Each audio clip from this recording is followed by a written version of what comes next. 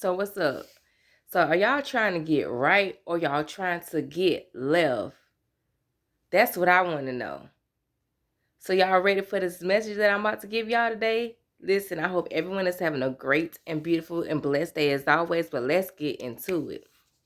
So, I want to talk to you guys about the difference between your passion and your calling because I feel like a lot of people get the two confused, right? We feel like our passion, something that we love to do, is our calling, and guess what, that turns out not to be true. And I thought this for a long time too until I found my calling, right?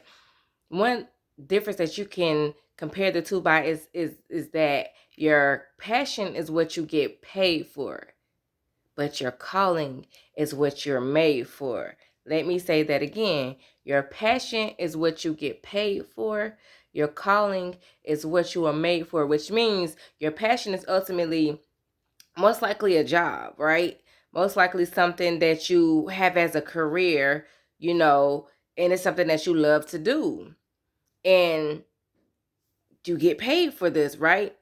Again, don't get it twisted because your calling, you get paid for it too. But the difference is your calling, you're not in it for the money. The money is the last thing that's on your mind. Also, your calling is something that you have to try the least hard to be great at. See, a lot of the times our passion, we have to work it. We have to continue to work, practice until we become great, right?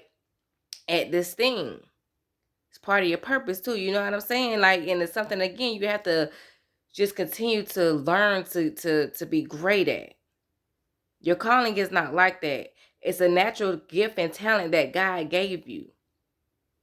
Because it says your gifts and your talents will make room for you, meaning that you don't have to work the talent. You don't have to work the gift. That means it's gonna work for you. You're gonna ultimately receive the money. Like, no matter what's gonna happen, like, the money is gonna come, but it's you serving a bigger purpose than yourself, a bigger purpose than money. You're really out here trying to do something that's going to have a huge, great impact on the world and also on your life. So that's why I want y'all to understand the difference between the two. Like, because for me, y'all, for a long time, like, okay, so one of my passions is fashion for a long time, long time.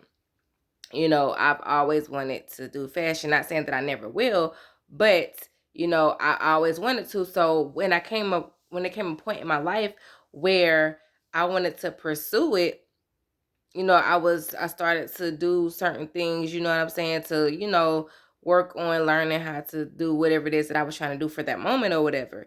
And although, like, my heart was really in it, it was like after a while, like, it just seemed like things weren't coming together. It just was like I felt like I kept hitting a dead end, and like I just felt like, dang, like it's just really not working. I know I love this. Like, why is it like not working? And so initially I quit and doing it or whatever. And again, as I started working on my relationship with God, it was I think, but this was at the very beginning though, where I felt like He put skincare on me. And I never had a passion for it, like, you know what I'm saying, or anything.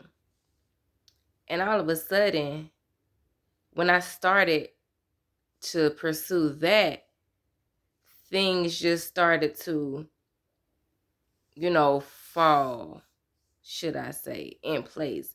And I feel like, again, this is not really my true calling either, but I'm saying this because it's a part of my calling because of the purpose that's in it, right? It's just not ultimately really the skincare. It's the impact that I'm gonna make while doing this. So I feel like He chose this path for me.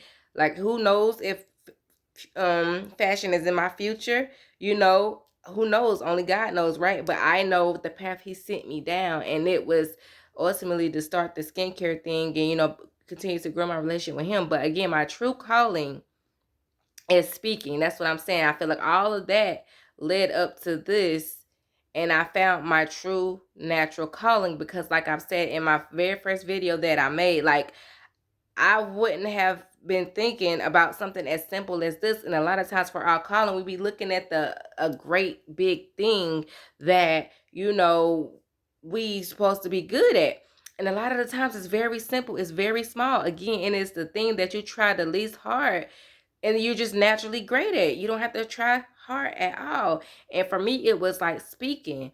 And it's just like over the years with that, like when I tell you, like I've heard so many different times about how, I just encourage people, how the people always come to me and are able to talk to me, and I just really able to speak, and the way I speak, the words I say, it just really penetrate and really helps people. So once I start working on my relationship with God, and I started to noticed that, and it was like he was confirming it to me, because it was like more and more so often I kept hearing it, and then I started to hear it from complete strangers when I would be talking. They would be like, you have a gift, like, what I'm saying, I really can see you, doing this. So again, it was all these different confirmations where I was saying, okay, and I've heard before, like, your calling is something that you have to try the least hard at, that you're just naturally good at. So God, is this what you're telling me my calling is? And that's how I figured it out. Again, something as simple as using your voice, speaking to help. And then it's not about me, for really, it's about other people. It's about what I can speak, what I can say to help someone else. So that's what I'm here to do. I'm here to help someone get out of a situation that I may have already been through and I've gotten through, right? Or just to say the right words that someone might need to hear on a particular day when they end up watching my video, right? Because you never know the impact of your words and how it can really help someone for the greater, especially when it's positive.